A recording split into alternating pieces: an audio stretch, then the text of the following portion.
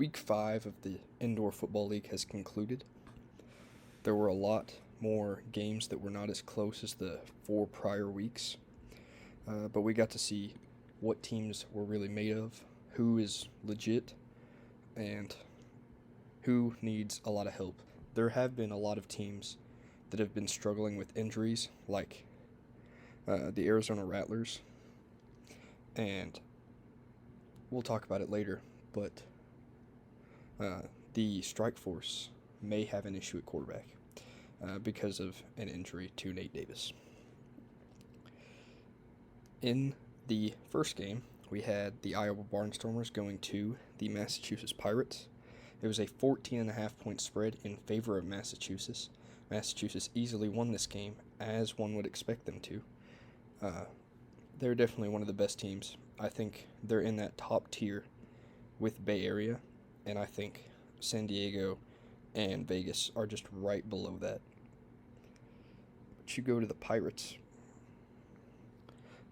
Alejandro Benefield played well. He didn't have to do too much. He ran for a touchdown, threw for a touchdown, went 6 for 8. They let Connor Dagenhart play. He threw for another touchdown, went 3 for 5 with 21 yards.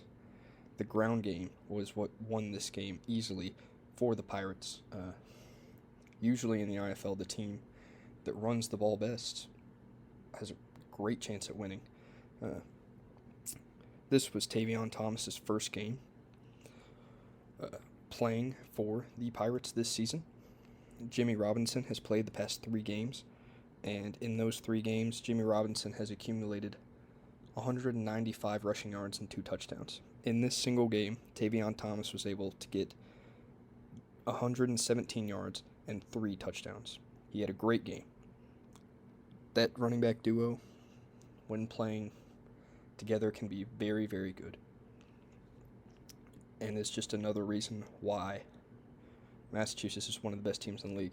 Their receiving corps is also one of those reasons. They probably have arguably the best receiving corps in the Indoor Football League. The defense played pretty well, did not allow very many points, and got after the quarterback a little bit. 2 interceptions by Eugene Ford was really helpful to the win by the Pirates. You go look at the Barnstormers. The Barnstormers are one of the lowest rated teams in the IFL because they haven't really done much this season. You go and look at the coaches poll. Barnstormers have been the bottom the past 2 weeks. They've been 3 out of the 6 weeks. They have been the lowest team, splitting time with the Gladiators. The Barnstormers are 0-3. They have not shown much this year at all, besides a close game with the Oilers earlier in the year. But the Barnstormers just don't look like they're going to be a very good team this season. Quarterback Darius James Peterson and Kyle King both played in this game. Neither played particularly well, both throwing 1 interception. The run game was also not fantastic. There wasn't much of one. They just did not look great. From the beginning, you could tell Massachusetts was going to win this game. Just the feel of the game in Iowa just not being great. We'll put it like that. Their kicker went 3 for 3 on PATs and 0 for 2 in field goals. They did have a bright spot early in the game with Queon Williams returning a touchdown off of a kickoff. But besides that, not too much from the Barnstormers. That contributed to 6 out of their 29 points. They fall to 0-3 in the bottom of the Eastern Conference. Does not look like they're going to be able to compete in this conference. With these two at the top, of course, already losing to Tulsa and Green Bay. In the second game, we had the San Antonio Gunslingers go to the Vegas Nighthawks. I thought San Antonio would finally get everything together, not allow a ton of points, but of course they did. They allowed 66 points, and the Nighthawks got a victory. Jerome Johnson, quarterback for the Vegas Nighthawks, actually won Offensive Player of the Week. He had a great game with 160 passing yards, 57 yards on the ground, and 7 total touchdowns. He's played phenomenal this year. He overall has 9 passing touchdowns, 0 interceptions, 7 rushing touchdowns, 0 fumbles lost, and only gotten sacked once. He is one of the better quarterbacks in this league, and he was a great pickup by Vegas this past offseason. He was a huge part of the win for Vegas, running back. Antonio Wimbush had a solid game.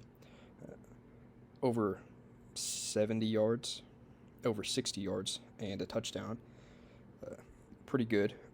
Their wide receiver room was very active. 8 catches overall. And the defense had a good amount of breakups. 6 breakups between 3 players. You look at San Antonio, defense is the issue. It's very easy to tell. Sam Castronova has had another good week.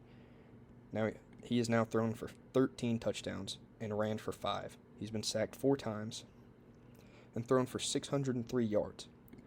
It is still not his fault. He was on the championship NAL team last year for the Jacksonville Sharks. He's continuing to play at that caliber level, it seems like. But his defense is letting him down. Wide receiver Naquan Murray did have 92 yards and 2 touchdowns. Donald Myers had 99 yards. Nearly 2 100-yard wide receivers. Defense is definitely the problem for this team. I mean, you're allowing 66 points while your quarterback is throwing for 4 touchdowns, running for 1, and your offense is putting up 44 points. They have to get that issue fixed if they want to be a competitive team in this league. They are able to put up points, but it doesn't matter whenever you're 0-3 and allowing 60 points or whatever a game. In the third game, Quad City played Frisco. Frisco was pretty dominant in this game, winning 54-37. You go and look at the Fighters' statistics. TJ Edwards continuing his dominance in the run game. 4 rushing touchdowns, 70 yards, 125 in the air, 2 touchdowns in the air, getting sacked 3 times. Now that is now 7 times this season Edwards has been sacked. It may be a little bit of an issue. The Steelers were really able to get pressure on Edwards, and you've seen that is kind of a theme throughout the year. You saw it in Tulsa. He was sacked twice, but not able to run for very much. He did have 4 rushing touchdowns and 70 yards. But their defense was able to really get there and stop them at the line of scrimmage, it felt like. So the offensive line may be a little bit of an issue in pass protection, but you could also chalk that up to Edwards' ability to just run, and he likes to run, so he may just get sacked more. Running back Jimmy Smith did not start in this game. It was Mardez Carter. He played well, 43 yards rushing and a touchdown. The wide receiver core was highlighted by Devon McCoy with 83 receiving yards and a touchdown. The defense played pretty solidly, only allowing 37 points to the Steamwheelers. Bryce Crawford went 6 for 8 in points after the touchdown and 0 for 1 on the field goal, which is pretty normal stat line in the IFL. Look at the Steamwheelers. They played 2 quarterbacks in this game, Mike Irwin and Judd Erickson. I don't think they have too much confidence in Judd. He's very average. He's not going to go and win you a game.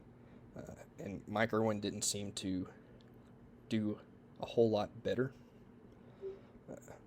The main takeaway I had was the statistical ability that the Steelers had to get after the quarterback. 4.5 tackles for loss, 2 tackles for loss, 1.5 tackles for loss, and multiple sacks, like we already talked about. The defense was okay, but they still allowed 50-plus points, losing the game. So, of course, they didn't do fantastic. The Steamrollers just aren't that great of a team this year, it seems like. The Steamrollers now dropped to 1-2. They have had a decently rough schedule. But I think quarterback is a pretty large issue for them. Going to the next game, Tulsa played Sioux Falls. I thought Sioux Falls was going to win this game. Definitely needed a win, but they weren't able to get one. Tulsa shows that they're better than I thought they were. They are a pretty solid team this year. They're now 2-1. Their only loss came in overtime in a close loss to the Frisco Fighters in their first game of the season. So the Oilers could very well be a legitimate playoff contending team this season. You look at their stats for this game. Daniel Smith threw 5 touchdowns and ran for another one. He looks really good. 8 incompletions, not even that bad. Running back Jared Ware had 2 touchdowns and 38 total yards. The receiving corps, highlighted by Alexis Rosario, he had an amazing game. 8 receptions, 77 yards, 4 touchdowns. That is a great stat line. He played out of his mind. The defense continues to be pretty solid. They have one of the better defenses in the league, like I have said. They did allow 40 points, but their offense scored 56. So it didn't matter too much. But their kicker, Austin Newfield, 40-yard field goal. That's great. 2 for 2 field goals, 7 for 7 points after the touchdown. The Oilers just look like a solid team this season, and that is really saying something after the bad season that they had last year. You look at the Storm. Billy Hall still using his legs effectively, but he just couldn't get it done in this game. The Storm are just not fantastic this year. They're in that group of defeated teams that have won this on the season. I don't really see them doing too much this season, but if you would have told me that they would have started 0-3, I would have been very shocked before the season. They can be a really good team. Historically, they are one of the best teams, and it just did not work out for them this week, but hopefully they can get that figured out. You go to the next game. The Strike Force beat Arizona. I thought this was going to be Arizona's get-right game. It wasn't. They were 2.5-point favorites. It was a trap line, and the Strike Force were able to come in and get the victory without quarterback Nate Davis for majority of the game. Quarterback Nate Davis only threw 4 passes, had a touchdown and a pick, but Rudy Johnson played most of this game. I'm not sure if Nate Davis has an injury. I'm not sure if maybe he was just taking the game off for rest, because there's like so many games in this season. But Rudy Johnson got majority of the playtime in this game, and the Strike Force were able to win without him. Johnson threw for 2 touchdowns, caught a touchdown, and ran for a touchdown. He had a really good game off of just 7 attempts, throwing 86 yards, The run game with Chance Bell was dominant. He ran for 118 yards and 3 touchdowns after barely totaling 14 yards rushing the past 2 games before this. He is a huge contributor to why they won this game. The defense was good, holding the Rattlers to not too many points. Just 45. The Rattlers just do not look fantastic this year. They look like a bad team right now, and that is saying something, because they can be one of the better teams in this league like they have been the past couple years. They've been a championship contender every single year. Dalton Snead goes down, but that does not excuse the defense playing as bad as they have been. Lorenzo Brown Jr. has not been doing a bad job in his stead. He did throw 2 interceptions in this game. but he's yet to have a bad statistical game or just a bad game in general. He didn't win them this game. He contributed to the loss, definitely. But the defense allowing 55 points and continuing to allow that many points is really what's losing them games. Wide receiver Glenn Gibbons Jr., 3 touchdowns, nearly 100 yards receiving. Solid game offensively. Put up 45 points. Kicker went 2 for 2. Field goals, Dawson Evans. But you look at the strike force. I mean, they're able to run all over you, and that's what's losing you the game. Throughout the past couple weeks, Arizona allowing 47 points to Bay Area. They got a win in week 1, but they allowed 40 points to Northern Arizona. Their defense has to step it up if they want to play to the caliber that they should be playing at in Arizona. The final game was Bay Area playing Tucson at Tucson. Bay Area dominated this game. They showed that they're definitely the best team in this league, continuing their reign of dominance after they just won the championship last year. They switched quarterbacks at half. Daquan Neal, who has been starting all season, been having a good season, did not play the second half of this game after going 2 for 6, 52 yards and a touchdown through the air. They put in Felix Harper, who was very effective, running for 3 touchdowns, passing for 1, 93 yards. It seemed like a solid decision. I'm just not too sure why it was made. Maybe it was the defense or what their offensive plan was for the second half to really be able to beat Tucson, or maybe they knew they were going to win and just put Felix in. But the 21 points they scored in the third quarter was really what won them this game. So I'm not 100% sure what's going on in Bay Area, but it doesn't really matter which one of them is back there at quarterback. It seems like they are still going to dominate in the IFL. Defensive back Antoine Kincaid had 12 tackles, 1 tackle for loss, and a half a sack in this game, and a breakup. The defense played very well, not allowing that many points to the Sugar Skulls. Quarterback for the Sugar Skulls, Malik Mitchell, has been one of the better quarterbacks in the league. He did not have a bad game. He went 10 for 21, 117 yards, 3 touchdowns through the air, 1 on the ground. He was sacked 4 times, though. The offense just couldn't get too much going in this game, and the defense wasn't able to stop Bay Area.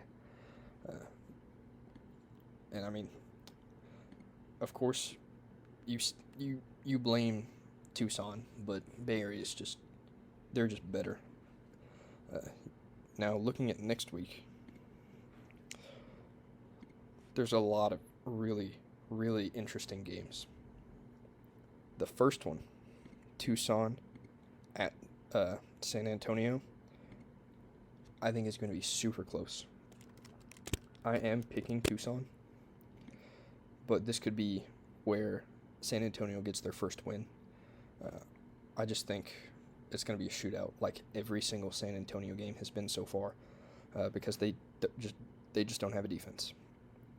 The second game, I picked Green Bay to defeat Sioux Falls. Sioux Falls is not as good as I thought they were, and Green Bay is coming off of a bye week. Hopefully Max Mailer is back. They're a good team, even with Skylar Perry at quarterback. 3-0 Vegas plays 0-3 Jacksonville.